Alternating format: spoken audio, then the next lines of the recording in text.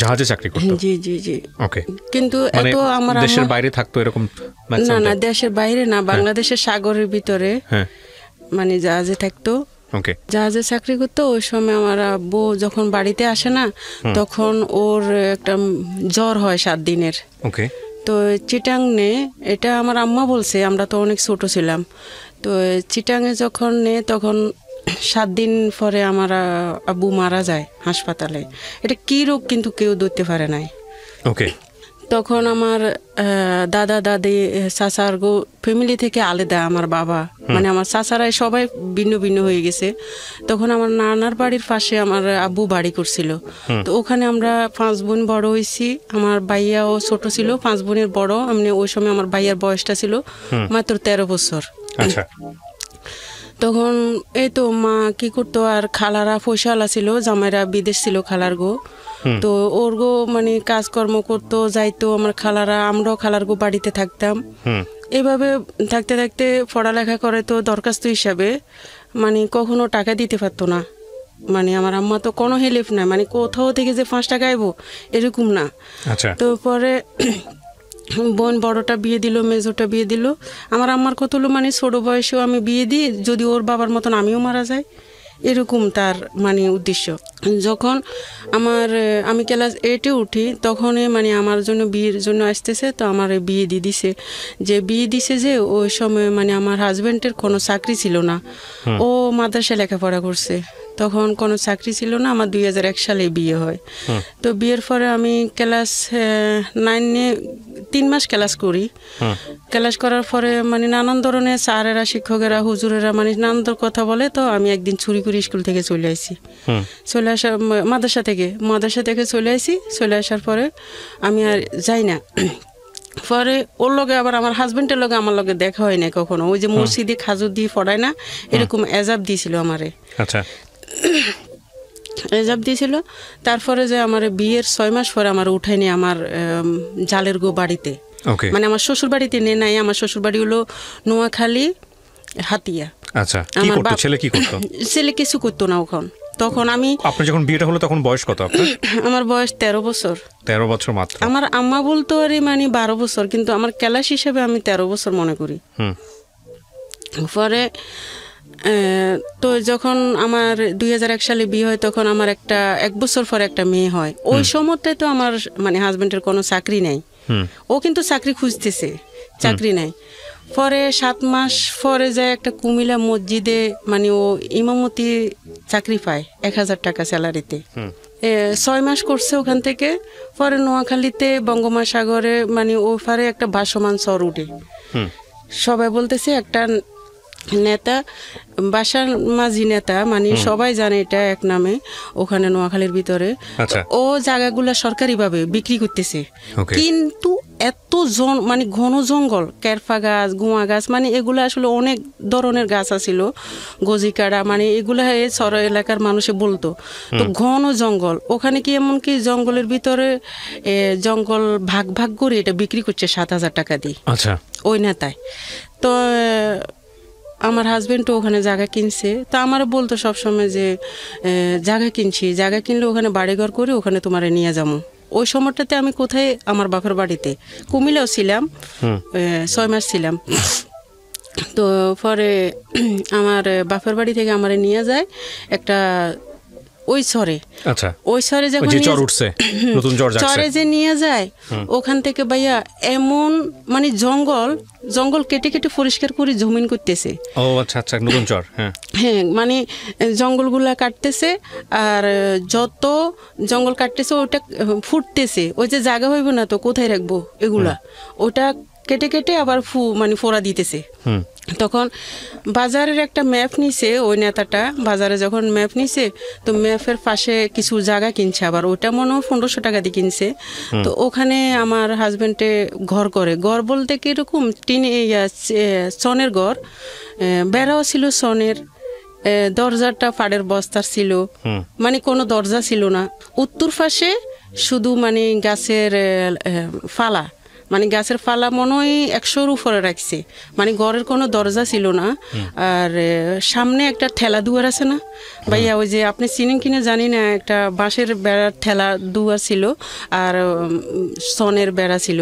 তো উপরে দিয়ে আবার হিরি মানে এরকম 2-3 হাত মানে খালি। তা আমার যখন নিছে আমার এত খারাপ লাগছে যে ঘরের কোনো বেড়া নাই, ঘরের কোনো দরজা নাই, এরপরে যে একটা খাট নাই। কি বানাইছে জানেন ভাইয়া, ওই যে লার্কি আছে না, মানে গাছের লার্কির মতন লম্বা লম্বা দিয়ে মানে এটারে খাট বানাইছে, মাছা বানাইছে, বানায় ওখানে সন বিছাইছে। তো যেদিন ফার্স্ট আমার নিল, তো আমার তো এমনি মন খারাপ হয়ে গেছে যে জঙ্গলের ভিতরে যাইতেছি, রিক্সা নাই, আমি 12 কিলোমিটার আমরা হেঁটে গেছি ওখানে। আমার মেয়েটার ও কোলে নিছে, আর একটা ব্যাগ ছিল, আমি মনে হয় ওর থেকেও 1 কিলোমিটার পিছনে যাই, ও আমার জন্য আবার দাঁড়ায়। এরকম করে গেছি, যাবার পর আমার ঘরটা দেখি একদম খারাপ লাগছে, মানে এত খারাপ লাগছে যে ভাইয়া এটা আসলে ঘর বলতে না, এটা মানে কিছুই নাই বলতে গেলে। আসলে না না আপনার শ্বশুর বাড়িতে না, আমার শ্বশুর বাড়িতে আমি কিন্তু আসলে এই ঘরটা কি আপনার জন্য বানানো হয়েছে? হ্যাঁ, মানে আমার হাজবেন্ডে বানাইছে, মানে কিছুই নাই বলতে গেলে। না না না, আমার আবার শ্বশুর। ওই জমিটা কি তখন আপনাদের নামে হয়েছে নাকি সরকারি জমি? সরকারি আবহাওয়ায় নেই তো, মানে ওগুলো সব খাস জমি। যখন যাই তখন মানে ঘরে ঢুকি ভাইয়া, কি বলো, মানে কোনো পানি নেই, মানে পানির কোনো ব্যবস্থা নাই ওখানে, কোনো পানির ব্যবস্থা নাই। 1 কন্টেনার পানি 10 টাকা, 6 কিলোমিটার থেকে আনতে হয়, একটা ব্যান গায়ে 10 টাকা দিয়ে। এইরকম জায়গায় কেন গেছে আপনার জামাই? আসলে ভাইয়া বললাম না, আমার শ্বশুরগো ফ্যামিলির মানে সবাই দুর্বল ফ্যামিলি, ওরা এখন পর্যন্ত মানে আবার একটা ভালো ঘর দিতে পারে না সবাইরই। এখন এরকম একটা জায়গায় আপনার ফ্যামিলি বিয়ে দিল কেন? আসলে ওই যে বাবা নাই, আরেকটা হলো মানে আমার হাজব্যান্ডটা মানে মাদ্রাসায় লেখাপড়া করছে, হুজুর। আর আমার দিক থেকে আমি ছোটবেলা থেকে মানে কোনো পুরুষের সাথে কথা বলতাম না, সবসময় আমি আল্লাহরে ভয় করতাম। এই কারণে আমার মার কত হলো, যাক আমার মেয়েটার আমি হুজুর জামাই যখন পাইছি বিয়ে দিব, এটাই মানে আমার এই আচ্ছা ঠিক আছে, সমস্যা নেই। তারপর তো গেলাম আর মানে একটা ফাতিল আর একটা কড়াই আর 2টা প্লেট, ওই যে আগের যুগে বলতো এটারে মানে কোর ফ্লেট কইতো। এটা আসলে বলতে কি সবাই চিনে কিনা জানি না, আমি দেখছি সাদা প্লেট, সাদা দোনোটাই। তো 2টা প্লেট আর একটা কড়াই আর একটা ফাতিলে মনে হয় 1 ফুট চালের ভাত পাকান যায়। তো আমি রইলাম এখানে, রাত্রেবেলা যখন রয়েছি ভাইয়া, আমি ভাত পাকেছি রাত্রে, চুলো বসাইছি নিজে, ওই যে গর্ত করছি আর 3 সাইডে 3টা মাটির ইটা দিছি, দিবার পরে আমি ভাত পাকাইছি। কি ফাঁকামু, পরে বুটের ডাল আনি দিছে আমারে, একটা দোকান শুধু ওখানে, বাজারে শুধু একটা দোকান আছে, আর কোনো দোকান নাই, মানে বাজার না, এটা তো শহর, মানে কোনো ফ্যামিলি বসবাস করে না। আছে ধরেন আমরা মনে হয় ওই সময়টাতে 6 ফ্যামিলি ছিলাম, কিন্তু একসাথে না, দূর, অনেক দূর। পরে আমি যখন বুটের ডাল আনছে আমার জন্য, আমি এটা ফাঁকাইছি ভাইয়া। জানেন বুটের ডাল ফাঁকাইতে আমার সারা জীবন মনে হয় আমি ভুলবো না কখনো, মনে হয় আমি 6 ঘন্টা ফাঁকাইছি, কিছুতে বুটের ডাল মানে মন যায় না। ওই যে লবণের এলাকা। ও মানে এটা এমন হচ্ছে যে এটা সিদ্ধ হচ্ছে না আর কি। না তাহলে মন জানা বলতে আপনি কি বোঝাচ্ছেন? হ্যাঁ, সিদ্ধ হইতেছে না। এক্স্যাক্টলি, আমি তো সেটাই বলছি। আপনারা বলছেন মন জানা। আমার মানে আমার পরে যায় সিদ্ধ হইতেছে না, তখন আমি কি করলাম, আমার হাত দিয়ে মানে এমন ভাবে করতেছি যে ডালে ফাঁকাতো না আমার কাছে, কিভাবে আমি হাত দিয়ে হ্যাঁ এরকম করে মন যাইতে চাইছি যে ঠান্ডা করি। তারপরে যায় আমি ভাত 1 ফুট ফাঁকাইলাম, ওই যে আমি যে ভাতের মাঠ গাড়লাম না ভাইয়া, ওই যে ফাতিলের ভিতরে মাঠগুলো রয়ে গেছে। তখন আমার স্বামী ওই জায়গায় আবার হেরে মসজিদে ইমামতি করতো, মানে 800 টাকা মাসে, 800 টাকা পাতো। তো ও নামাজ পড়তে গেছে, আমি কি করছি, আমার মেয়েটারে লই, আমার মেয়ে 1 বছর বয়স ওই সময়।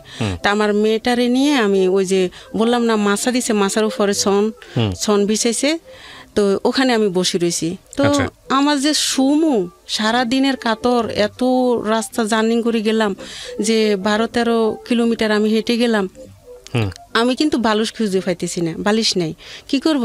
তখন ওই যে আমি দেখতেছি আমার হাজব্যান্ড আমার আগে যে গেছে, ও কি করছে, 3টা ফাটের বস্তারে একসাথে করি শুইছে, বালিশ বানাইছে। তা আমি ওটাতে শুইবার পরে যায় কিছুক্ষণ, আধা ঘন্টা পরে আমার ওই যে ভাতের মাঠগুলা খাইতেছে, শব্দ হইতেছে।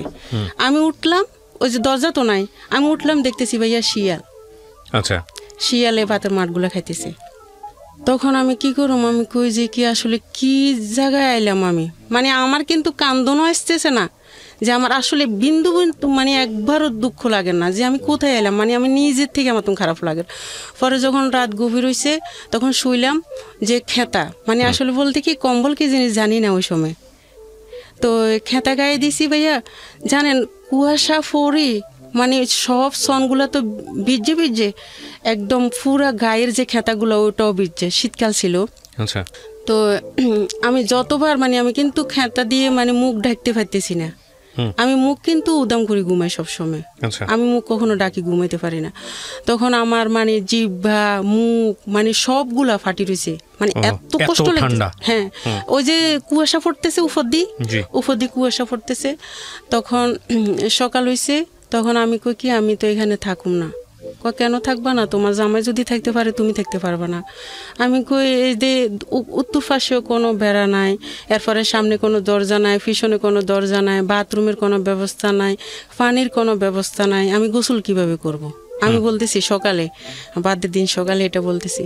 পরে ও কইতেছে যে কি আমি তোমার বাথরুমের ব্যবস্থা করে দিতেছি। তো পরে ও বাথরুমের ব্যবস্থা করলে কি গর্ত করে মানে দুইটা গাছ দিয়ে আর আশেপাশে মানে চারোপাশে বেড়া দিয়েছে। একবারে বলা চলে যে জঙ্গল লাইফ। আপনাদের আশেপাশে বাড়িঘর ছিল না, কিন্তু অনেক দূরে, আমি কিন্তু দেখতাম অনেক দূরে দূরে, কিন্তু যোগাযোগ নাই কারোর সাথে। ওখানে আপনারা চাষবাস করতেন? না, চাষবাস হয় নাই আবো, মানে কেবল গেছেন? হ্যাঁ হ্যাঁ, নতুন চর জাগছে এরকম চরে কেবল গেছেন। ওই চরে কি ছিল? ওই চরে বলতে শুধু বলতে কি কেরফা গাছ, গোয়া গাছ, গজি কাঁটা, বড় কোনো গাছ এখনো হয় নাই? না না, হইছে, এত বড় বড় মোটা মোটা মানে হইছে, ওটা কেটে মানে কাটতেছে আর জমিন দখল করতেছে। ও কাটতেছে আর জমি দখল করতেছে। এটা কোথা থেকে যাচ্ছে, নদীর ভিতর থেকে না সমুদ্র থেকে? এটা আসলে কিন্তু ওই যে দক্ষিণ হাতিয়া একটা সাগর আছে, ওই সাগর থেকে বর্ষমান সরু। আচ্ছা আচ্ছা আচ্ছা, হ্যাঁ। তারপর পরে যাই, তখন কি করলো, সকালবেলা যখন আমি এগুলা বললাম, তো পরে কয় পানির ব্যবস্থা হবে, গোসলের ব্যবস্থা, সব কিছু হবে, তুমি সমস্যা না থাকো এখানে। আমি কই কি এখানে যদি আমি থাকি তাইলে বেড়াও নাই, দরজাও নাই, রাত্রে শিয়াল আইছে, ভাতের মাঠ খাইছে, আমি কিভাবে থাকি বলো? তো কি করবা, আমরা তো আর টাকা পয়সা না যে তোমার কোথাও রাখুম। তখন আসলে কিন্তু আমার তো বয়স কম না, ততটুকু আমি প্রতিবাদ করতে পারতাম না ওর সাথে, তো কিছু বলতাম না। তো পরে ভাইয়া ওই যে গাছের ফালাগুলা যে রাখছে না, ওখানে একটা বড় সাপ আছে। ওহো, এত বড় সাপ মানে বাসায় প্রকাশ করা যাব না, এমন বিশ্রী গন্ধ আসে। তখন আমি বারবার ওরে বলি যে মানে আমার হাজবেন্ডের বলি যে আসলে গরু তো নাই এখানে, গরুর মানে গোবরের গন্ধকা, আমি বারবার বলি গরু তো নাই এখানে, মানে গরুর গোবরের গন্ধকা, আমার তো খারাপ লাগে। বেড়া কি ছিল আপনাদের? বেড়াও কি সনের? সনের ছিল, হ্যাঁ। তো চালও সনের, বেড়াও সনের। সনের যে আপনার জামাই মিলে থাকতেন? হ্যাঁ। রাতের বেলা সন্ধ্যা নামলে কি হইতো? ওই যে বললাম না, খোয়াশা বা হারিকেন জ্বালাই থাকতো। আপনার ভয় এখন লাগে, ওই সময় লাগে, এখন আমি ঘুমাই না কখনো। বাজার কত দূর ছিল এখান থেকে? বাজার ছিল না তো, একটা দোকান ছিল শুধু। ওইটাই তো বলতেছি আমি তো চিন্তা করতেছি, আপনি যখন বলতেছেন তখন আমার চোখের সামনে জিনিসগুলো ভেসে উঠতেছে। মনে হচ্ছে মানে একটা মানে দ্বীপান্তর, দ্বীপবাসী মানুষ যেরকম হয়, চারপাশে কিছু নাই, ওরকম। হ্যাঁ হ্যাঁ, এরকমই ছিলাম। আচ্ছা, সাপের ভিতরেই ছিলাম। পরে যাই, ও কি করছে, সকালবেলা যখন এগুলা বলছি, 2 দিন পরে এটা বলছি আমি, পরে ও কি সবকিছু দেখবা কিন্তু ভয় পাইবা না আমারে কর। তো ও তো আমারে কিন্তু পাগলা মহিষ, আবার পাগলা মহিষ, পাগলা গরু, এরপরে যে বাঘ আছে যে আমার বলে নাই, এ বাগানে যে বাঘ আছে 2টা, একটা মারিয়া লেছে প্রশাসন লোকে গুলি করি, আর একটা বাঘ ছিল ওখানে। তো ও আসরের টাইমে ভাগে মানে এমনভাবে একটা শিক্ষা দিয়ে বলার বাহিরে, তখন আমি বলতাম যে কি এরকম শব্দ তো কখনো শুনি না, এরকম কি আওয়াজ? কয় ভয় পাইও না, এখানে একটা বাঘ আছে। তো কে বলে এটা? আমার হাজবেন্ডে। বাঘ? হ্যাঁ, সত্যি বাঘ ছিল ওখানে, ভাইয়া বিশ্বাস করবেন? কেউ বিশ্বাস করবে না, 2টা ছিল। এটা যদি আমার এলাকার মানুষের শুনে ওরাই বিশ্বাস করবে, কেউ বিশ্বাস করবো না। আচ্ছা, মানে অন্য এলাকার মানুষই বিশ্বাস করবে না। কোথায় এলাকার নাম কি? নোয়াখালী সর্নঙ্গলিয়া। কি নাম? নোয়াখালী সর্নঙ্গলিয়া। এটা কি এই দ্বীপ কি এখনো এরকমই আছে নাকি চেঞ্জ হয়ে গেছে? না, এটা ভেঙে গেছে এখন। ও, এখন কি সমুদ্র ভেঙে গেছে? হ্যাঁ, এটা ভেঙে এরকম দ্বীপ জাগে আবার ভেঙেও যায়। ইন্টারেস্টিং তো, এগুলো আমাদের আসলে জানা নাই। ভাইয়া তো দুইটা বাঘ ছিল। তো আমি যখন ডাক শুনছি ও বলে না আমারে, বারবার আমি জিজ্ঞেস করতেছি বলো এটা কি করে স্বীকার করুম, ওইটাও শব্দ পাইতেছি না কেন না জানি। আমি যদি হা করি না ভাইয়া বিশ্বাস করেন 1 সেকেন্ডে মনে হয় 200-র উপরে মশা আমার মুখে ঢুকবো, এত মশা, এত মশা বাসায় প্রকাশ করা যাবে না, এত মশা। যখন মাগরিবের সময় তো ভাইয়া মশার গানগুলা মানে রেকর্ড করা যেত, গুনগুন গান শব্দ শোনা যাইতেছে, এরকম গানের শব্দ মানে কিরকম। পরে যায় এশারে নামাজ পড়ছে, পড়ে বাজারে গেছে দোকান থেকে আমার জন্য আলু আনছে, চাল 1 কেজি আনছে। তো আমি কি করলাম, আমি বললাম যে কি আসলে ফাঁসে দিয়ে কি এটা, এরা কয় তুমি দেখার দরকার নাই, তুমি ভয় পাইবা। আমি কি কয় তুমি ওদেরকে জোড়াইও না, জোড়াইলে তোমার সমস্যা করব, তুমি না বুঝি বসে থাকো। তো আমি বললাম যে কি এটা কি বলো, কয় মহিষ, এটা বন্য মহিষ, বন্য মহিষ, বাঘ, সাপ সবই আছে ওখানে। পরে যায় একদিন কি করলো আমার হাজব্যান্ডে, ও যে সন্না ভাইয়া জোয়ার উঠে ওখানে, অনেক প্রচুর জোয়ার উঠে। তখন ও রাত্রেবেলা আমাদের যে মেন যেটা জায়গা কিনছে এক কানি, মানে ওটারে আসলে আপনারা কি বলেন জানি না, আমাদের এলাকায় কানি বলে, কানি বলে। তো ওই জায়গায় বাগান সাফ করতেছে, আর ওই যে নদী চরের মানে একটা নালা বিলা থাকে না চরের, পানি টানি যায় যে, ওগুলোতে একটা জাল বসাইছে ও। তো রাত্রি 3টা বাজে ও জাল ধরাইতে আইছে, মানে মাছ নিতে আইছে।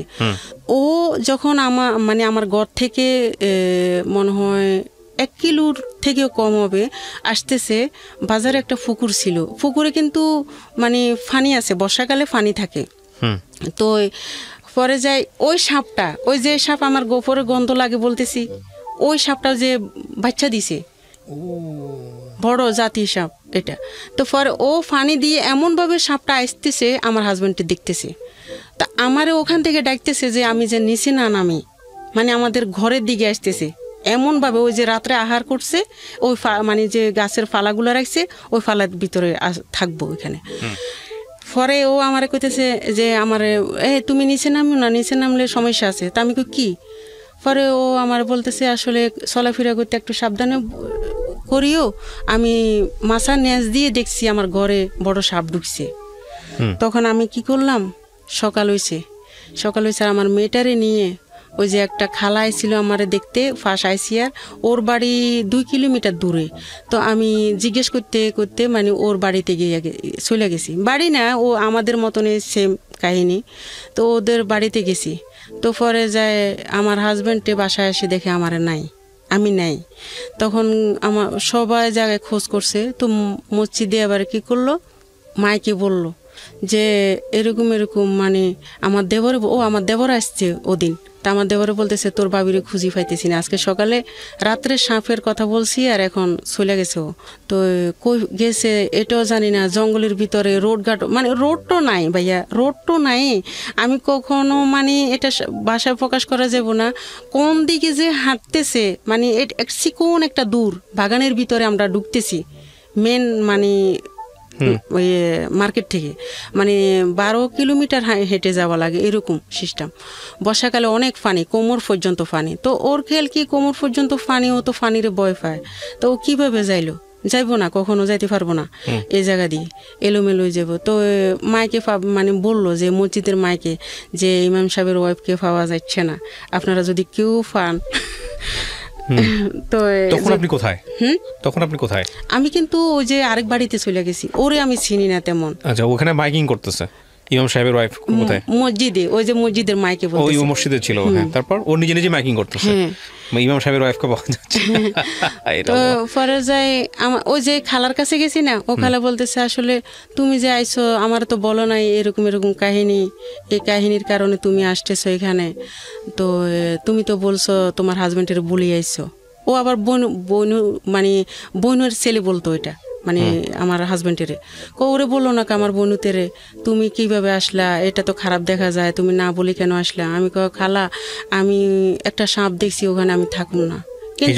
হ্যাঁ ভাইয়া, আসলে কিন্তু সাপ না, মানে ঘরে যে মাটি ফালাইছে না, ওই মাটিগুলো মানে পাথরের মতন, মানে উঁচা নিচা, এটা ঘরের মতো না, লবণ, শুধু লবণ। মাটিগুলোর মধ্যে মনে হয় ধরেন 1 ইঞ্চি লবণ 2 ইঞ্চি লবণ থাকে। পরে আমার বাসায় আনি দিল, আনা দিবার পরে যায় রইলাম। ভাইয়া সকালে যদি ভাত ফাঁকায় না, রাত্রে আর ভাত ফাঁকান যায় না চুলার ভিতরে, ওই যে ছাইগুলা লবণ হয়ে যায়, পানি ভিজে যায়। তখন আমার দেবর আইছে, আমার শ্বশুর আইছে পরের দিনে, তা আমার শ্বশুর আইছে, দেবর আইছে। ওদেরকে ভাত ফাঁকাইতে হলে আমাদের প্লেটের দরকার, ফাতিলের দরকার। তো আমাদের অতটুক সমর্থ নয় যে আমরা ফাতিল বা প্লেট কিনার মতন। তো পরে যায় আমি এক ফট করে 3 বারই ভাত ফাঁকাইছি, 3 ফট ভাত ফাঁকাইছি আমি, শুধু একবার করে 3 বারই আমি চুলায় বসাইছি। মানে ছোট ডেক ছিল, 1 ফটের ডেক ছিল ছোট। তো পরে একটা কড়াইতে আমি তরকারি ফাঁকাইছি। ও মানে ওদেরকে যখন ভাত দিছি ভাইয়া, আমার এত খিদা লাগছে যে কিভাবে যে খায়। আমি ঢাকনার ভিতরে ভাত খাইছি, ওই যে ভাতের ঢাকনা আছে না, ঢাকনার ভিতরে আমি ভাত খাইছি। মানে এত খিদা, ওরা গল্প করতে আছে, 2টা প্লেটে ভাত খেতেছে, আর আমার হাজবেন্ড আর আমি বসে রয়েছি। তো আমার হাজবেন্ড তো বা কি জানি না অতুন কিরকম খিদা লাগছে, আমার এত খিদা লাগছে। তখন আমি ওই যে বারিন্দায় বসে বসে চুলার সামনে কি করছি, ভাতের ঢাকনার ভিতরে ভাত নিয়ে আমি ভাত খাইছি। পরে যাই সাপ, এবার পরে যাই কইলো কি সাপেটারে বাইর করতে হবে, সবাই মিলি মানে এটা পরামর্শ করতেছে। তখন দেখে যে কি সাপটা যখন একটা গাছের ফালা যখন তুলছে ভাইয়া, 21টা বাচ্চা আছে ওই সাপের। ওকে ওকে, 21টা বাচ্চা। তখন পরে যাই আমি যখন এইরকম করতে করতে ভাইয়া, আমার বড় বাসুর আইছে এখানে, আরেক মানে আমার বড় বাসুরে আবার জায়গা কিনছে এক কানে। তো জায়গা যখন কিনছে আমার বড় বাসুরে, তখন এই বাইরে মানে আমার হাজবেন্ডের সব দায়িত্ব দিছে যে বাগান সাফ করার দায়িত্ব তোমার, আর তুমি মানে লোক দিয়ে এটা বাগান সাফ করবা, জায়গা দখল করবা। তখন ও কি করলো, মানে আমার বড় বাসুরের একটা স্বপ্ন, সব পরিকল্পনা করবো এখানে বাড়িতে। তো ও কি করছে, কুমিল্লা থেকে একটা পুরান জমিন, যারা যারা জমিন আবদ্ধ করতেছে, এরা মানে জমিনে ছইবার জন্য, শ্বাস করবো না এটার জন্য একটা গাড়ি কিনছে। গাড়ি কিনে গাড়ি ফাটাইছে ওই ছড়ে। তা আমার হাজবেন্ড এটা দেখাশোনা করে। এটা কিন্তু আজকেও নষ্ট, কালকেও নষ্ট। তা আমার বায়ুসুরের কাছে যখন বলে ভাইয়া এটা তো নষ্ট, কারো জমিন ছুঁইতে পারতেছে না, এখন কিভাবে করা যায়, কয় তুমি সবাই জমিন ছোঁয়াবা, কই সবাই থেকে টাকা নিয়ে গাড়ি ঠিক করো। তো একদিন কি করছে, ও বেয়ারিং না কি জানি গাড়ির মানে ফাঁস না কি বলছে, ও উপরে গেছে। এটা ওখানে ব্যবহার করতে পারি, মানে উপরে, মানে বাজার সদাই করতে যাইলে কইতো কি উপরে যাইতেছি। তো উপরে যখন যাইতো আমার ওই সময় কিন্তু ভাইয়া পুরা 2 দিনে চাইল নাই ঘরে, মানে কোনো চাইলই নাই ঘরে। তো আমার মনে হয় আমি 6 বেলায় খাই নাই। তো পরে আমার হাজবেন্ডও ওরকম চিঁয়া খাইছে, আমি কিন্তু চিঁয়া খাইতাম না তখন মানে কোনো চিঁয়াই খাইতাম না। ও কি করতো, চিঁয়া খাইতো কিছু না পাইলে। তো পরে যায় 4টা বাজে ও আমার কইতেছে গাড়ি তো নষ্ট হয়ে গেছে, আমি গাড়ির বেয়ারিং ঠিক করতে যাইতেছি উপরে, আমি আসি তোমার চাল কিনে দিব। তো ও গেছে, যাইবার পরে যায় ও আমার কইতেছে কি আমি আসার পরে তোমার চাল কিনে দিব। ও কিন্তু আসে নাই ভাইয়া, ও রাত্রে রয়ে গেছে। কেন আসে না, ওই যে 13 কিলোমিটার হাঁটতে হবে, এবং কি পানি না, দিনের বেলা পানি দিয়ে গেছে, রাতের বেলা কিভাবে হেঁটে আসবো। তো ও রয়ে গেছে। আমি যে এই ঘরে রয়েছি ভাইয়া, 1 কিলোমিটার থেকেও কাছে, এখানে নেতারা মদ খাইতেছে, মানে ঢোল ফিরতেছে, নাচতেছে, গান গাইতেছে পুকুর পাড়ে, ওই যে বাজারের পাশে। আমি কিন্তু শব্দগুলো শুনতেছি, মানে আমি সারা রাত্র বসে রয়েছি যে হাজবেন্ডের অপেক্ষায় যে হারিকেন জানায়, মানে সাইলেন্ট বউ আমি ভাত ফাঁক করে খামো। এরকম করতে করতে সকাল হয়েছে। সকালবেলা যখন ছেলে মেয়ে যাইতেছে, তখন আমি কইতেছি তোমরা তো হুজুর নাই, আজকে পড়াইব না মুক্তবে, তোমরা আমার 6 টাকার মুড়ি আনিয়ে দাও দোকান থেকে। তো 6 টাকার মুড়ি আনিয়ে দিছে আমার একটা মেয়ে, আমি খাইতে লাগছি পানি দিয়ে ভিজাই। তখন ও কি করছে, আসছে দরজা আছে, আমি মুড়িগুলা খাই নাই আর, মানে এত যে কাঁদছি বলার বাইরে, ওই মুড়িগুলা মনে হয় আমার চোখের পানি আরো ভিজে গেছে, আমি মানে খাই নাই। পরে যায় কি করলাম, তো পুকুর তো ছিল না, পানি তো ছিল না, মানে সব উড়া পানি দিয়ে আমি গোসল করতে হয়, 1 কন্টেনার পানি, মানে কোনো সময় আমার চুলও ভিজে নাই, এত অল্প পানি দিয়ে গোসল করছি, এটা ভাষায় প্রকাশ করা যাব না। পরে একদিন এত জোয়ার আইছে ভাইয়া বলার বাহিরে, মানে এত জোয়ার পুরাটা বিড়া ডুবে গেছে। আমি একটা ফুস শাক ফাঁকাইছি, ফুস শাক করছি গাছ করছি, ওখানে কয়টা ছোঁয়া দিছিলাম আমি, ওইটার প্রতিটা ছোঁয়ায় সাপ আছে। ওই যে পানি আসছে সব ডুবে গেছে, ওই সাপ গিয়ে ওখানে উঠেছে, সব উঠেছে। মনে হয় 57টা হবে। ওরে বাবা, আমি গুনছি 30টা পর্যন্ত গুনছি। এরপরে ওই যে এলোমেলো হয়ে যায়, পারি না। পরে আরেকটা আমার ফাঁয়ের রদ্দি যাইতেছে সাপ। যাক, এগুলা করতে করতে কষ্ট মষ্ট করতে করতে ও আমারে কি করলো যে আসলে আবার হিরি ওই যে ঘরে ছিলাম ওই ঘরটা আবার আগুন লেগে পুড়ে গেছিল। তো পরে আমার ছেলে ফেটে আসে ওই সময়। আমার ছেলে হয় 2003-এ আর একটা। তো পরে যে আপনার ভাইয়া কি কয়, মানে 800 টাকা দিত আমার সংসার চলে না, অনেক কষ্ট, মানে বাসায় প্রকাশ করা যাব না। এমনকি একদিন কেরাসিন তেল কিনে নেয় ভাইয়া। তো কেরাসিন তেল কিনে নেয়, আমি কি করছি, দরজারে ফাঁকা করি, ছাদের আলো দিয়ে আমার ছেলে মেয়েরে বাদ দিছি। এতই খারাপ অবস্থা ছিল মানে সংসারের। ওই যে আমার বাবা নাই, আরেক কথা আমার শ্বশুর ফ্যামিলিও দুর্বল, কিছু নাই। পরে উনি দিনের বেলা কি করতো? ইমামতি শুধু এটাই। আর ওই যে জঙ্গলগুলো নিজের দখল করতেছে, কাটে ওরটা ওই জমিটুকু যতটুকু কেটে দখল করতেছে অতটুকু জমি ওর। কিন্তু এই নখটাই সব চলে গেছে, ওই যে গোড়াটা তুলতে এই কেটে যতটুকু জমি পারতেছে সব হচ্ছে ওনার জমি, যতটুকু নিতে পারে।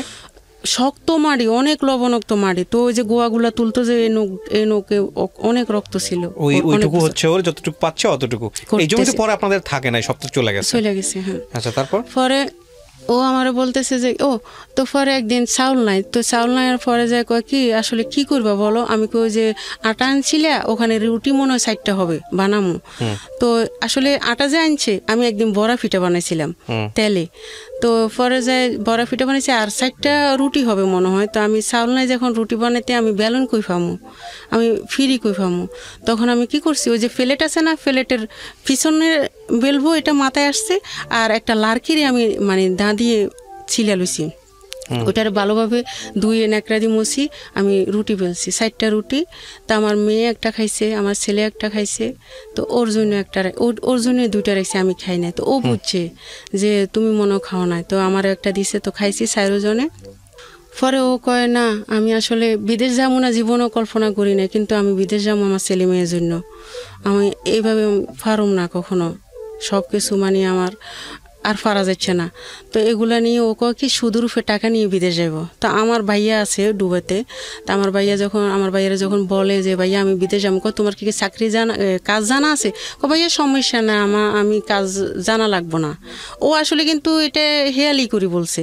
ওর মনে হয় যে বাংলাদেশে একটা কথা গাছ কাটতেছে বা বিদেশ যাইও কিছু করতে পারবো, এরকম কিছু ভাবছে।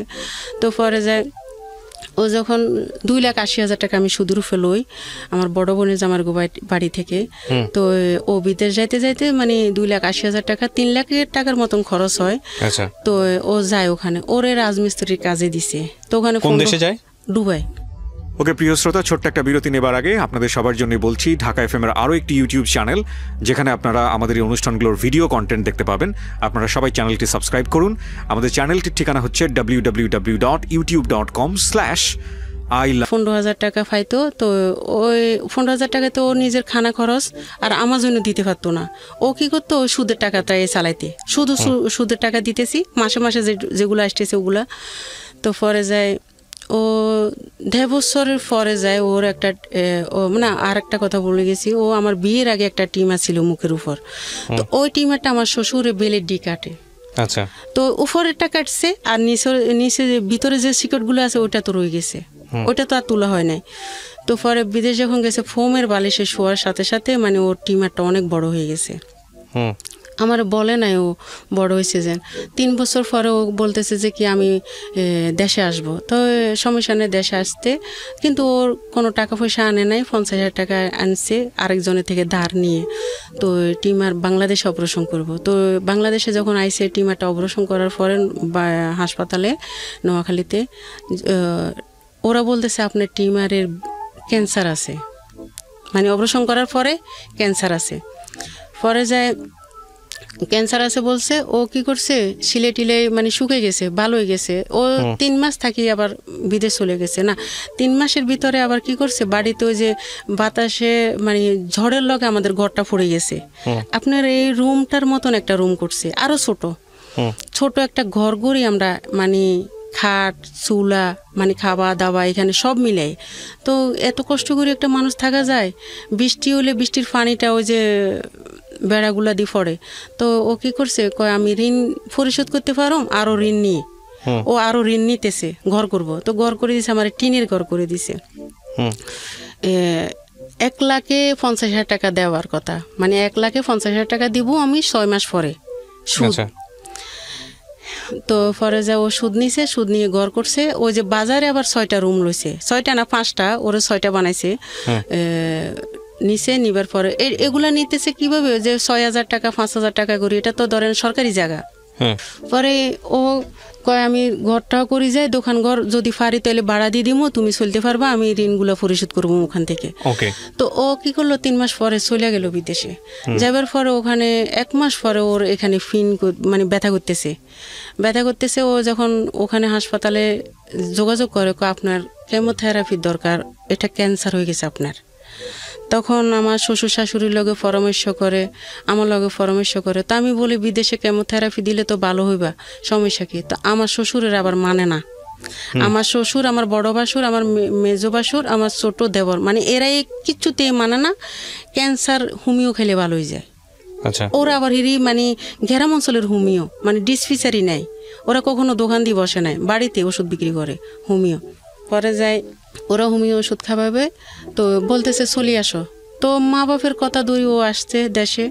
তা আমিও আর করার কিছু না, মা তো মা, বাবা তো বাবা, ওদের কথা শুনলে অথচ ভালো হইবে, আমারও ধারণা এটা। পরে ও কি করলো, আসার পরে আমার শ্বশুর শাশুড়ি সবাই আমার ঘরে আসছে, সবাই ওরা ওখান থেকে আসছে, সবাই আসছে আমার কাছে। তা আমার শ্বশুরে হোমিও ওষুধ খাওয়াইতেছে।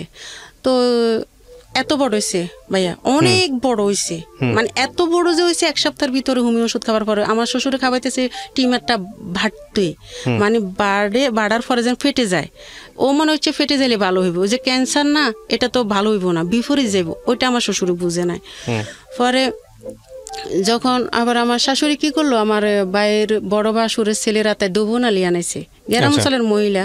তো ও আবার কি করলো, টিমারে দুবনালি লাগাইছে। দুবনালিটা 12 দিন পরে যায়, লাগানোর 12 দিন পরে এটা ফেটে গেছে। একটা গরু কাটলে যেরকম রক্ত, ওরকম রক্ত যাইতেছে, এত রক্ত গেছে বলার বাহিরে। পরে যায় যখন রক্ত যাইতেছে, আমার শাশুড়িরা কোনো চিকিৎসা করে না, শুধু ওষুধ মানে ওষুধ খাওয়াইতেছে, হোমিও ওষুধ। তো পরে যায় আমার 7 মাস পরে যায় ও মারা যায়।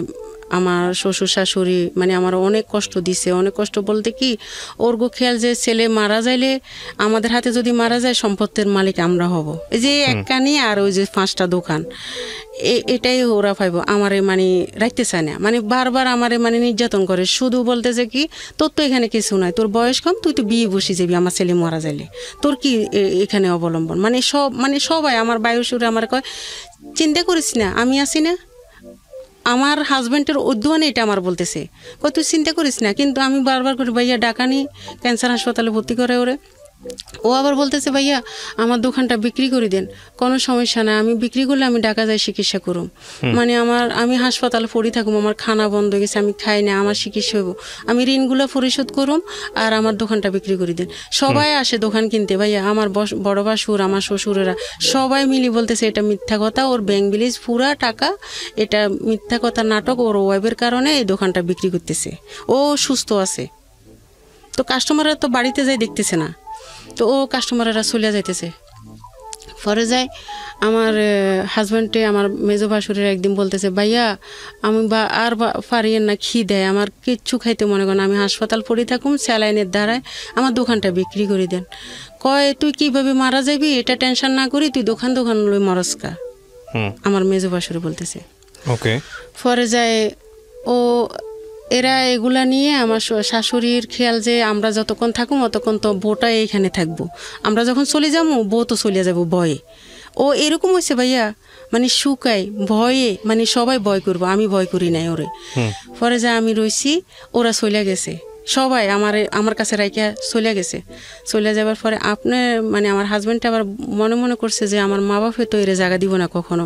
তো বাজার থেকে একটা লোক আইনা কাগজ করছে, স্ট্যাম্প করছে, মানে জায়গা জমিন আমার ছেলের নামে আমার নামে করে দিয়ে যাব। তো স্ট্যাম্প করছে, তো ওটা তো কিন্তু সরকারিভাবে আমাদের কাছে মানে কাগজ যায় নাই, এটা একটা স্ট্যাম্প। তো পরে ও 7 মাসের সময় 13 সালের 13 তারিখে জুলাই মাসে মারা যায়। আচ্ছা আচ্ছা আচ্ছা। মারা যাবার সাথে সাথে ও আবার কি করলো, মারা যায় যে ওই সময় ভাইয়া কেউ ছিল না, আমার পাশের একটা মহিলা ছিল আমার কাছে। আমি এত বেগে সিলকাই, মানে আমি অজ্ঞান হয়ে যাই, আমি নিজেও জানি না, আমার শ্বশুর নাই, আমার শাশুড়ি নাই, আমার মানে কেউ ছিল না। পরে যায় ও যখন 10টা বাজে মারা যায় না, 10:30 মারা যায় ও। তো পরে আমার বাসুরে কবর দিতে দে না, মসজিদের সামনে কবর, মানে গর্ত টর্ত সব কিছু রেডি, মাইকে বলতেছে ওর ওয়াইফ থেকে সিগনেচার আনেন, তারপরে কবর দিবেন। আমার একটা প্রশ্ন হলো কি, আমার বায়ুরে মানে আমার বাসুরে তো দেওয়া উচিত ছিল কবর, কিন্তু ঋণালারা না দেওয়া উচিত ছিল না, ঋণালারা না খাট দড়ি রাখবো, যে কেন কবর দিবেন, আমাদের ঋণ কে দিব না। আমার বড় বাসুরে বলতেছে কবর দিবার দরকার না, এখন ওর ওয়াইফ থেকে সিগনেচার আনেন। তখন বড় বাসুর বলছে, হ্যাঁ, মাইকের ভিতরে বলতেছে এখন কেউ কবর দিবেন না ওকে, ওর ওয়াইফ থেকে সিগনেচার আনেন, কে ঋণগুলো পরিশোধ করব। ওই সময়টা আমার ঋণগুলো হয়েছে 7,52,000 টাকা। ওটা আবার একটা ডায়েরিতে সমাজেরা লেখে, মানে আমার হাজবেন্ড থাকতে, ওই যে যারা ঋণ যদি আমি ঋণ না দিতে পারি, এটা একটা বৈরক মিলছিল সমাজ সহ সবাই। তো পরে সমাজের কাছে একটা ডায়েরি থাকে, সমাজে আমার থেকে সিগনেচার নেয় যে আমি সিগনেচার দিছি যে সবাই আমার স্বামীরে মাফ করে দেন, আমি ঋণগুলো আমি পরিশোধ করুম। তো পরে কবর দে, তো ওই সমাজের কাছে ওই ডায়েরিটা থাকে যে 7 লাখ টাকা আমি ঋণ দিতে হবে, তো সুদের টাকা সব। তো পরে আমি দোকানটা বিক্রি করতে চাই, বিক্রি করি, আমার মানে কাস্টমার আসে আমার বাইরেরা দেনা বিক্রি করতে। পরে যে একটা কাস্টমার আইছে, এর ভিতরে আবার আমার হাজব্যান্ড অসুস্থ থাকার কালীনে মারা যাবার আগে একটা সৌদি আরব থেকে একটা লোক আইছিল ওই এলাকারে, আপনি কি দোকান বিক্রি করবেন? তো আমার হাজব্যান্ডে বলছে 15 লাখ টাকা হলে আমি বিক্রি করুম। তো পরে যায় আমার জিজ্ঞেস করছে, তো আমি বলছি যে কি আসলে আমার গার্জিয়ান আছে, মানে আমার বড় বাসুর আছে, মেজো বাসুর আছে, ওদেরকে জিজ্ঞেস করেন কততে ছাড়বো ওরা। তো ওরা কিন্তু সারা শব্দ বাজারে দেয় না এই লোকটারে, এরেও মানে ধোঁয়া দিছে। তো পরে যখন চলে গেছে, তো আমি খালি বলতেছি ওই লোকটা আমার কাছে ফোন দে না কা, আমি তো দোকান বিক্রি করি এলাম। তো পরে ফোন দে না, ও যখন মারা গেছে 1 মাসের সময় ওই লোকটা ওর বাইরে ফাটাইছে। তখন ওরা মানে একটা ডেট দিছে কাগজ করব। তো কাগজ বলতে স্ট্যাম্প করতে আমি একটা দোকানে যাই, তো আমার মেজো বাসুরে যখন কাগজটা করা হইতেছে, তখন কাগজটা নিয়ে ছিঁড়ে ফেলেছে, একদম মানে টুকরো টুকরো করে আমার গায়ের উপর ছিঁড়ছে, যে আমার বাইরের জায়গায় তুই বিক্রি করতে পারবি না, এটা মানে তুই কিছু পাইবি না, তুই এখান থেকে চলে যা, আমার বাইরের জায়গা আমরাই পাবো। তখন আমি কি করলাম, ওই যে ওখানে একটা দারোগা আছে, মানে ক্যাম্প আছে, পুলিশ ক্যাম্প, দারোগার কাছে যখন যাই, দারোগাকে বিক্রি করতে পারবেন না, মনে হয় দারোগারে ওরা টাকা খাওয়াইছে, বিক্রি করতে পারবেন না। তখন আমি দারোগার ফাঁসায় ধরি, মানে এত কান্দি ফাঁসায় ধরি, খালি কইছি স্যার আমার স্বামীর ঋণগুলো পরিশোধ করি, আমি আমার স্বামীর ঋণগুলো পরিশোধ করি, শুধু এটাই সুদের টাকা। আমি এটা মানে এত কান্দি। ওই সময় আমার ছেলের 6-7 বছর বয়স, তো আমার পাশে দাঁড়ায় রয়েছে। এমন কাঁদছি ভাইয়া, আমার বিশ্বাস করেন লাগে যে এখনো আমার 35 বছর আমি চোখে দেখি না, চোখে কিছু ছোট অক্ষর দেখি না, সকালবেলা আমি টাইমটাও মোবাইলে দেখি না। দারোগার যখন ফাঁসায় ধরি, তখন দারোগা আমার কয় অমুক জায়গায় যায় তুমি কাগজ করো, বিক্রি করো, সমস্যা নাই। তারপরে আমার শ্বশুরেরা আমার জন্য কোর্টে মামলা করে, আমি ওদের জায়গায় বিক্রি করছি। তা আমি কোর্ট থেকেও ভালো মানে আশ্বাস পাই, আমার কথাগুলো শুনি, ওরা আমারে রায় দিয়ে ভালো, তো একটা স্বামীর জন্য ঋণের পরিশোধ করার জন্য একটা জায়গা বিক্রি করছে, এটা তো স্বামীর জায়গায় বিক্রি করছে, ওখানেও আমার টাকা অনেক খরচ হয়, আমি দোকান বিক্রি করি, মনে আমার 5 টাকাও আমার ছেলে মেরে দিতে পারি নাই। পরে ওখান থেকে যখন আমি কোর্ট থেকে জিতে আসি, তখন ওরা বোর্ড অফিসে আবার বডুক দেয়, আমার জন্য আবার নোটিশ পাঠায়, বোর্ড অফিসে আবার বসি। বোর্ড অফিসে ওরা আমার মিথ্যা কথা বলতেছে, আমার স্বামীর জন্য বলে ওরা 2 লাখ টাকা খরচ করছে, 3 লাখ টাকা খরচ করছে, 1.5 লাখ টাকা খরচ করছে, সবাই মিলে। পরে ওখানেও আমি আবার মানে আমার কথা গ্রামবাসী সবাই আমার পক্ষে ছিল, যে এখন পর্যন্ত মেয়েটা কখনো মিথ্যা কথা বলে নাই, শ্বশুর শাশুড়ির নামেও কোনো মিথ্যা কথা বলতেছে না। ওরা কিন্তু মানে আমার শ্বশুর শাশুড়ির প্রতি সাপোর্ট দেয় না, আমার প্রতি সাপোর্ট দিছে। ওখানেও মানে আমি জিতে গেছি সব মিলে। পরে আমার থাকতে দিব না বাড়িতে, মানে বাড়িতে থাকতে দিব না, নানান ধরনের রাত্রে ভয় বাক্কা নেতা মানে সন্ত্রাসী আমার কাছে ফোন দিয়ে রাত্রে কি আসা যাব, ওই যে আমার বাইরেরা লাগাই দিছে। পরে আমি কি করলাম, তা আমি যখন আমার বাপের বাড়িতে চলিয়ে, বাপের বাড়িতে তো জায়গা নাই, ভাই একজন আছে, তো ওখানে আসি না, আমার মেজোফার বাসায় উঠি। আচ্ছা, মেজোফার বাসায় উঠি, আমার বাপের বাড়িতে আমি থাকতে পারি নাই, মানে ভাইয়ের বউ একজন, ভাই একজন, ওখানে ভাইয়ের বউ তেমন ভালো না।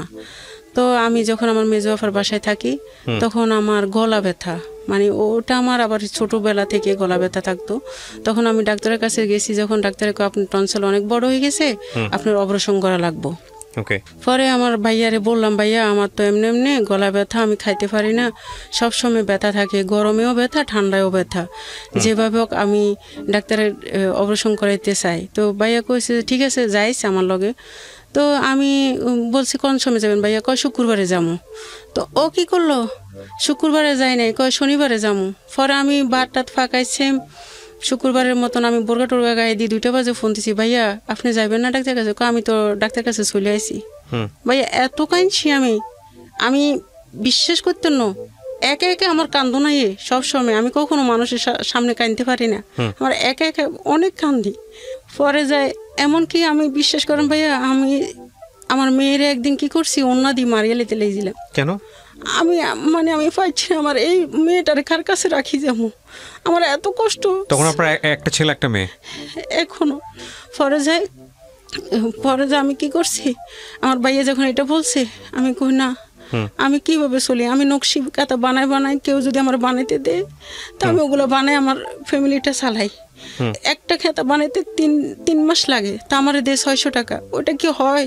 আমি কারোর থেকে হেল্প পাই না, কেউ আমার দেয় না, আমার এতিম 2টা সন্তান। তখন কি ধার দেনাটা আছে না শেষ হয়ে গেছে? আছে 2 লাখ টাকা। ওকে, তারপর পরে কেউ যে আমার ছেলেটার ঈদ আনন্দে, মানে কোনো দিন এখন পর্যন্ত আমার একটা ছেলে একটা মেয়ে কখনো ঈদের নতুন জামা গায়ে দিয়ে নেয় ভাইয়া। বিশ্বাস করেন ভাইয়া, আমি তো দিতে পারি নাই, আমার ছোট থাকতে বাবা মা মারা গেছে। পরে রুমে নিয়ে রাখে আমার ছেলে মেয়েরে নিয়ে। তো পরে যায় 3000 টাকার রুম, তো রুম ভাড়া দিতে পারতেছি না, 6 মাসের রুম ভাড়া জমে গেছে। তো ওখানে ও মানে চাইলেনলে ডাইলেনতে পারে না, মানে এই অবস্থা। মানে একদিন কি বাদ নাই, পাশের বাসার একটা মহিলা আমারে বাদ দিছে, 4 জনের সবাইরে মানে বাদ দিছে, যে খান এত অল্প অল্প বাদ দিছে, মানে ভাইয়া অনেক খিদা লাগতেছে, লাগে অনেকটা খাইতে পারো। পরে যায় 3 দিনই চাউল ছিল না, একদিন 6 দিন চাল ছিল না ভাইয়া ঘরে। পরে এক জোড়া কানের দুধ ছিল আমার মেয়ের, ওটারে বান্দা দিয়ে আমি চাইলাইছি ঘরে, খাইলাম যেমন তেমন সব কিছু মিলাই। ওর আবার ঢাকা চাকরি হয় কিছুদিন পরে, চাকরি হবার পরে যায় ও ঢাকা আসে, তো আমারও ঢাকা আনে আমার ছেলে মেয়েরে নিয়ে। এই ভাইয়া নির্যাতন পরে, মানে আমারে তরকারি মরিচ হইলে আমারে মারে। একদিন তরকারি মরিচ হয়েছে যখন, তখন ও আমারে কইল কি তরকারি লবণ মরিচ হয়েছে কে বেশি? তো আমি কি হয়েছে, সমস্যা কি? কয় আচ্ছা মরিচ খাইতে মনে চাইছে, তো আমার গায়ে আধা কেজি মরিচ ডাইলা দিছে। ডাইলা দিছে। পরে আমি সারা রাত ভাইয়া কাঁদছি, ও আমার একবারও দেখে নাই। আমার ছেলে মেয়ে শুধু আমার পাশে ছিল। আমার মেয়েটা তো কিছু বলতে পারে না, আবার আমার ছেলে যা পারে। তো পরে যা ভাইয়া বিশ্বাস করেন, এ আমারে মানে ঠুনকা, মানে যে কোনো কথায় আমার মারে সব সময়। হ্যাঁ, আমি যখন রুমে যাই না, কয় এখন রুমে আইসো কা? তা আমি কয় আমার রুমে আসুম না, কয় আমার কথা বলা শেষ হইলে তারপরে তুমি আসবা। ও ফোনে কারোর সাথে কথা বললে আমার যাইতে দে না। তো ও দরজা লক করে দিয়ে ও একা একা ঘুমায়, আমার মানে আর আমার ছেলে মেয়ের লগে ঘুমাই আমি। তো এইভাবে করতে করতে ওর সাথে এখন আমার ছেলে মেয়েরে আমি ফালাইতেও পারুম না। ও কত হলো তুমি তোমার ছেলে মেয়ের ফালাই দাও, তোমার ছেলে মেয়েরে আমি খাওয়াইতে পারুম না, আমার দরকার নাই, আমি পারবো না খাওয়াইতে, কিন্তু আমি নকশি খেতে বানাই, যে বানাইতে দে আমার ছেলে মেয়ের খরচ। পরে আমার ছেলের যখন স্কুলে ভর্তি করাইছি ভাইয়া, তখন বাধ্যতামূলক 8-এর কোচিংয়ের টাকা নেই 600 টাকা, আর 350 টাকা মাসের বেতন। তো আমি হেড স্যারের লগে মনে হয় 1 ঘন্টা কাঁদছি, স্যার এটা মাফ করেন, কোচিংয়ের টাকা আমি দিতে পারব না, আমার ছেলেরে যদি কোচিং করাইতে পারতাম তাহলে তো আমি ছেলেরে কোচিং করাইতাম, আমি না করেছি শুধু টাকা না দিবার জন্য, আমি তো টাকা দিতে পারব না। আমি এত কাঁদছি বলার বাইরে ভাইয়া। স্যারের সামনে তখন গেট বার হইতে আমার স্যারে আমার ছেলে কইতেছে, মা চোখের পানির কোনো মূল্য নাই, কখনো কারো কাছে বলবেন না আমার বাবা মারা গেছে। আমার চোখের সামনে আপনি দারোগার পাঁচায় দড়ি কাঁদছেন, চোখের পানির কোনো মূল্য আছে মা? আমার কইতেছে যে 21,000 টাকা দারোগায় নিয়েছে আপনার থেকে, আবার স্যারে আপনার থেকে 7,000 টাকা নিতেছে, আপনার কোনো চোখের পানির মূল্য আছে? কখনো আর কোনো জায়গায় বলবেন না যে আমার বাবা নাই, সবাই বলবেন আমার বাবা আছে।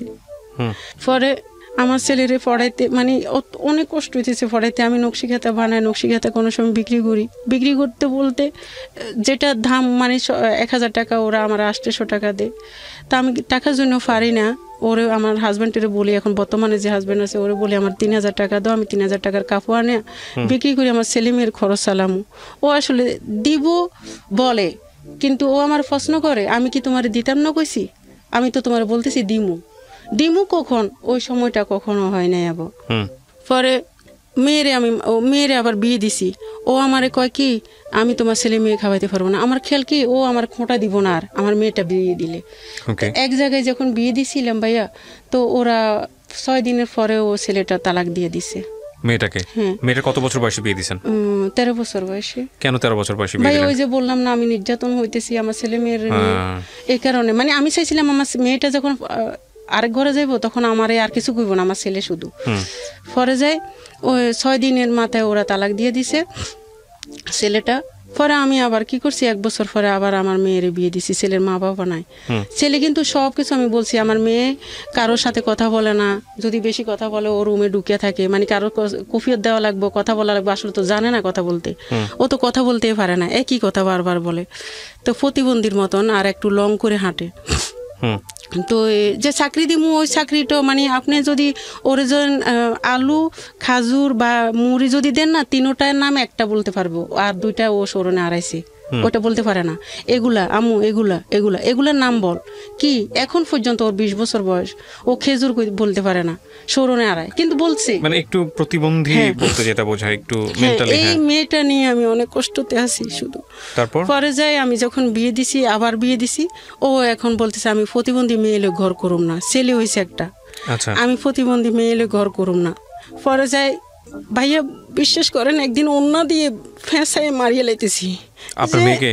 আল্লাহ, আমি মারতেছি যেন কেন জানেন ভাইয়া? আপনি মারতেছিলেন কেন? আমার মানে যে সংসারে আছি এখন বর্তমানে, ও আমার মেয়ে ছেলের জন্য আমার অনেক বকে। পরে যে আমি ওদের কোনো মানে খরচ জামা পোশাক দিতে পারি না। ছেলেও আমার সাথে পড়ালেখার খরচের জন্য যে স্কুলে যাইলে আমার জুতা নিয়ে স্যারেরা হাসাহাসি করে, ক্লাসমেটেরা হাসাহাসি করে, আমার জুতা কিনে দেন না, ড্রেস কিনে দেন না। তো মেয়েও আমার তেল দেন, সাবান দেন, এগুলো নিয়ে মানে সংসার করতে পারিস না। 2টা বিয়ে দিয়েছিলাম, তুই কেন সংসার করতে পারিস না? আরেকটা বিয়ে দিয়েছেন, তারপরেও সংসার হয় না ওখানে? না, ও প্রতিবন্ধী মেয়ে এলো সংসার করবো না, শেষেরটাই বলছে। পরে আমি কি করছি, খাটের উপরে ফালাই অন্য দিয়ে ফেঁসে একদম মানে জিল ফাটায় বাইরে গেছে আমার মেয়ের। পরে যাই যখন চিল্লাইছে মানে আর কিছুক্ষণ লইলে যাইতো, তখন ভাই আমি সহ্য করতে পারি না, আমার মনটা অনেক নরম ছিল, নরম থাকে অনেক, মানে এগুলো সহ্য করতে পারি। কিন্তু আমি অনেক আঘাতে আমি মেয়েরে মারছি। কি কারণে জানেন? আগে দিয়ে মেয়েরে মারি আমি মারবো, আমি মেয়েরে কার কাছে রেখে যাবো? আমার মেয়ে তো কারো কাছে কখনো কিছু বলতে পারবো না, যে বলে যায় না, মা তো সব কিছু বুঝে। পরে আমি যখন আমার মেয়ের যখন এখন আমার মানে একটা ছেলে হয়েছে, ওর এখন ছেলেরও সব কিছু আমি দিতে হয়, মেয়েরও দিতে হয়, আমার ছেলেটারও দিতে হয়। আমার ছেলে আজকে 8 মাস চাকরি প্রতিটা খোঁজ করে, কিন্তু চাকরি দিবে 1 তারিখে, সব 1 তারিখে আমরা আশা বসিয়েছি, এখন পর্যন্ত 1 তারিখে, কালকে 1 তারিখ গেছে, ওই 1 তারিখেও আমার ছেলে এক গার্মেজে গেছে, কইছে কি অফারটা ছাড়া নিব না, হেল্পারও নিব না।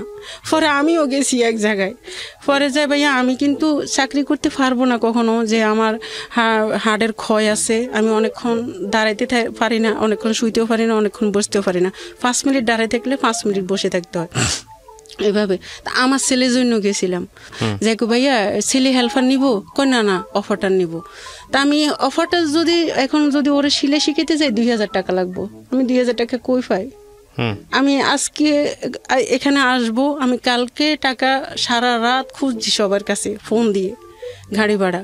আপনার এখানে মনে হয় 3-4 বারই আইসি আজকে থেকে, আমি প্রতিদিন টাকা মানুষের থেকে দাঁড় করিয়ে আনতে হয়েছে। আমার ঘর ভাড়া মনে হয় 3 মাসে জমছে। আমি ইয়ার আগে ছিলাম এক জায়গায়, মানে 1 সালা টিনের ঘর করে 4 মাস ছিলাম এক জায়গায়। মানে আমার হাজব্যান্ড বর্তমানে যেটা আছে এর চাকরি চলে যায়। তো নভেম্বর মাসে 20 সালের নভেম্বর মাসে যখন চাকরি চলে যায়, বাড়ি গেলার আমাদেরকে বাইর করে দিছে। আপনারা ঘর ভাড়া দিতে পারবেন না, আপনারা বাইরে যান। তো কই যাবো, নদী তো বাড়িঘর ভেঙে গেছে, কিছুই নেই, মানে কিছুই নেই। পরে কই যাবো? তো আমার হাজব্যান্ডে বলে, তো আমার বাড়িতে আমি চলে যাবো, তুমি কি করবা তোমার সন্তানদের নিয়ে? কই যাবো? তুমি যেভাবে হোক ঢাকা দেখো কোনো জায়গা আছে কিনা, আমরা ঘর করে থাকুন প্রয়োজনে। কত পয়সালা মানুষ আছে বুঝি, কত জনে বিল্ডিং করে ছাদ করে রেখেছে, ওই ছাদের নিচে যদি আমাদেরকে জায়গা দেয় আমি প্রয়োজনে থাকবো। আমি কই যাবো? আমার তো বাড়িঘর নাই, নদী ভেঙে গেছে। পরে গাউসিয়া একটা জায়গা আছে, ওরা 5,000 টাকা ভাড়া দিবে মাসে। তাও মানছি, হ্যাঁ মাসে 5,000 টাকা হলে আমি ওখানে থাকবো, হাঁস মরক ফালবো, যে কোনো একটা ইনকাম করব। এটা নিয়ে আমি 2 লাখ টাকা আবার সুদূর ফুলই।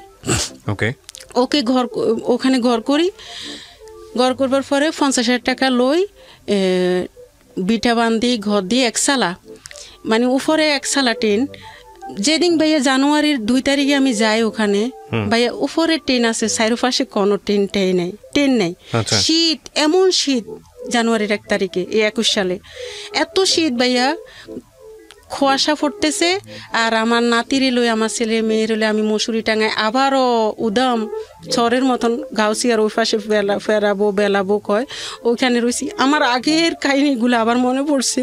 আমি কেন আবার সুখ পাইলাম না, কেন আমার পায়ের তলে মাটি নেই, কেন আমি সারা জীবন বুঝি মনের সাথে যুদ্ধ করব, কখনো আমার পরিকল্পনা আশা পূরণ হইব না। শুধু মানে সবসময় আমার পায়ের তলের মাটিগুলো চলে যায়, আমি যেটা ধরে ওইটা। তখন আপনার জামাই ছিলেন আপনার সঙ্গে, মানে আপনার হাজবেন্ড ছিল না? ও তো চাকরি নাই, ও আছে, ও সব মানে আমরা 2 লাখ টাকা সুদের উপর লই। তো পরে কয়টা হাঁস কিনি, 35টা হাঁস কিনি। তারপর একটু বলেন শুনি, এটা আপনি রিল্যাক্স ঠান্ডা মাথায় বলেন।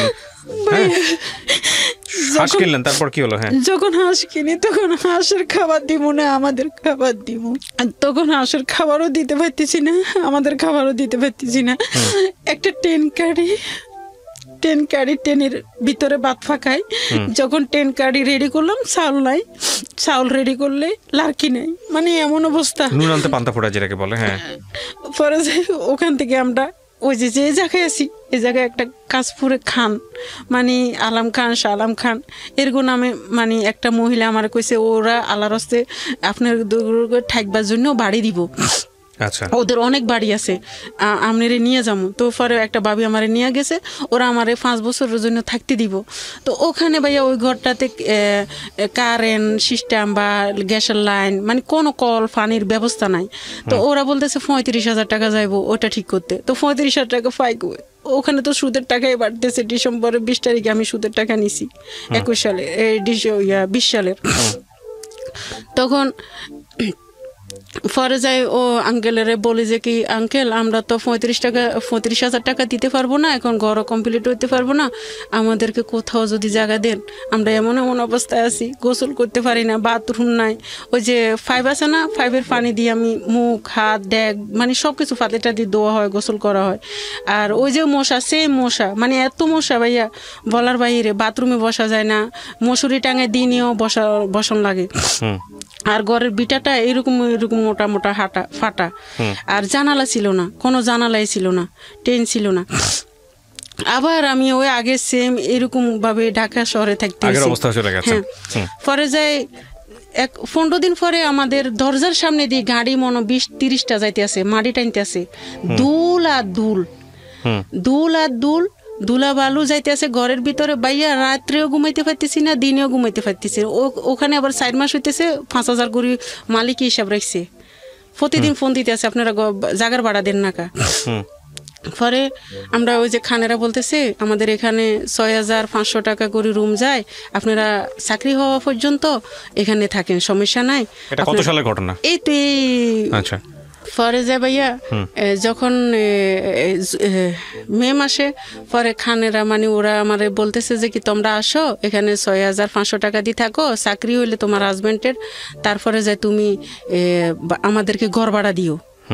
পরে আইসি এখানে আসার পরে আমি ওই যে ঘরটা আমরা বিক্রি করতে পারি না, ওখানে 2 লাখ টাকা। আপনার মেয়েটা কোথায় আছে এখন এটা বলেন? আমার কাছে, আমার কাছে। আর আপনার ইয়েটা আপনার হচ্ছে ওই জামাই কি আপনার সঙ্গে থাকেন না? মানে আপনার দ্বিতীয় হাজবেন্ড আপনার সঙ্গে? না না না, থাকে না। ও সিরাজগঞ্জে থাকে। সিরাজগঞ্জ থেকে কি করে? ও চাকরি করে। তো চাকরি করে তো আপনার সংসার চলার কথা, কিসের চাকরি করে? 1 মাস হইছে চাকরি করে। চাকরি পাইছে তো? হ্যাঁ। আচ্ছা, তাহলে আপনি আর আপনার মেয়েকে নিয়ে আছেন। হ্যাঁ। আপনার ছেলেটা কোথায়? আমার ছেলে আমার কাছে আছে, ও 8 মাস ধরে চাকরি খুঁজতেছে, চাকরি পাইতেছে না। বয়স কত ওর? 18 বছর। এই গল্পটা আপনি কেন বললেন আজকে রেডিওতে লাখ লাখ মানুষের কাছে? আসলে যে আমি 2বারই বিয়ে দিছি আমার মেয়েটারে, আর আমিও এটা আর একটা কথা হলো যে নদী বাড়ি ভেঙে গেছে যে ওই সময়টাতে, কিন্তু যখন নদী আসতেছে ওই সময় আমি জায়গাটা বিক্রি করা উচিত ছিল, ওইটা আমার ভুল। আরেকটা হলো আমি ফার্স্ট মেয়ের বিয়ে দিছি, ওরাও প্রতিবন্ধী বলে ছেলেটা তালাক দিয়ে দিছে, পরের বিয়েটা আমি না দেওয়া উচিত। ছেলেকে আগে বলেন নাই যে আমার আগেরটা কিন্তু জানে নাই, পরেরটারে আমি সব বলছি। আমার মেয়ে পড়ালেখা করাইছি, ও আমারও বানান্তি জানে না, মানে আপনার মুখে মুখে বলবো, পরে আপনি রিফ্রে বলবেন, ও বলে যাইব সবকিছু। আচ্ছা, এটাই তো। পরে এখন আমরা এই বাসায় আছি, এখন ধরেন না কি বলুম যে আমার হাজবেন্ডের চাকরি করে, এখন ঋণের টাকাগুলো পরিশোধ করেন। ও তো আগের ফ্যামিলি আছে, ওর মেয়ে আছে 2 জন। নাজমুন নাহার আজকে যে গল্পটা এখানে বললো, এই গল্পটা বাংলাদেশের অনেক নাজমুন নাহারের চিত্র। তারা স্বামী সংসারকে কেন্দ্র করে নিজের জীবনে যে যুদ্ধ করে চলে, সেই যুদ্ধে শুধুমাত্র অর্থকেন্দ্রিক স্বাধীনতার মুখ দেখার জন্য তাদের পুরো জীবনটা চলে যায়। আপনারা বলতে পারেন যে আজকের এই গল্প থেকে আমরা কি শিখলাম? আজকের এই গল্প থেকে আসলে সেই অর্থে শেখার মতো কিছুই নাই, কিন্তু যদি বলেন যে একটা সরল জীবনের যুদ্ধ গল্প, তাহলে বিষয়টা আসলে এরকমই। আপনারা ছোট ওনার যে প্রথম যে জীবনটা, মানে হাজবেন্ডকে বিয়ে করে চর ওঠা, সদ্য জেগে উঠেছে চর, সেই চরের মধ্যে নাজমুন নাহারের সংগ্রাম, তারপরে সেখানে একটা প্রতিবন্ধী মেয়ে, তাকে নিয়ে জীবনে বাঁচার স্বপ্ন, দ্বিতীয় স্বামীর ঘরে গিয়েও সেই প্রতিবন্ধী মেয়েটাকে বিয়ে দেওয়ার চেষ্টা, এবং তারপর 2বার বিয়ে দেওয়ার পরেও সংসারটা টিকলো না, এবং তারপর মেয়েটাকে সে নিজের হাতে মারতে গেছে এই কারণে যে না, ওর যেহেতু ফিউচার নাই, ও মারা যাক আমিও মারা যাই, কারণ ওকে কার কাছে রেখে যাব। একটা মানুষের জীবনে কত ভয়ঙ্করতম কষ্ট আসলে, কত ভয়ঙ্করতম সংগ্রাম আসলে, কত মানে দেয়ালে পিঠ ঠেকে গেলে একটা মানুষ, একটা মা এই সিদ্ধান্ত নিতে পারে, সেটা আপনারা কিছুটা হলেও জানলেন। আমরা জানি না যে এই গল্পের পর নাজমুন নাহারের জীবনে কতটুকু পরিবর্তন আসবে, বা নাজমুন নাহারকে আমরা আদৌ কোনো সাহায্য করতে পারবো কিনা এই গল্পের মধ্য দিয়ে। তবে এটা ঠিক যে নাজমুন নাহারকে উপলব্ধি করাটা আমাদের জায়গা থেকে খুব জরুরি। কেন বলছি জরুরি? যে আমাদের চারপাশে এরকম অসংখ্য মানুষ আছে। একটা কথা আছে যে আমরা যে জীবনটা যাপন করি, মানে আমার ডেইলি লাইফে আমি যাদেরকে দেখি, আমার সারাউন্ডিং, আমার বেড়ে ওঠা, তার বাইরেও যে অন্য একটা জীবন আছে, হাজার রকমের জীবন আছে, লক্ষ রকমের জীবন আছে, লক্ষ ধরনের জীবন আছে, সেটা বিশ্বাস করাটা জরুরি। এই যে চরের নাজমুন নাহার, তাকে আজকের এই শহুরে জীবনে অনেকেই বিশ্বাস করতে চাইবেন না, কিন্তু এরকম নাজমুন নাহার বাংলাদেশের আনাচে কানাচে অসংখ্য আছে।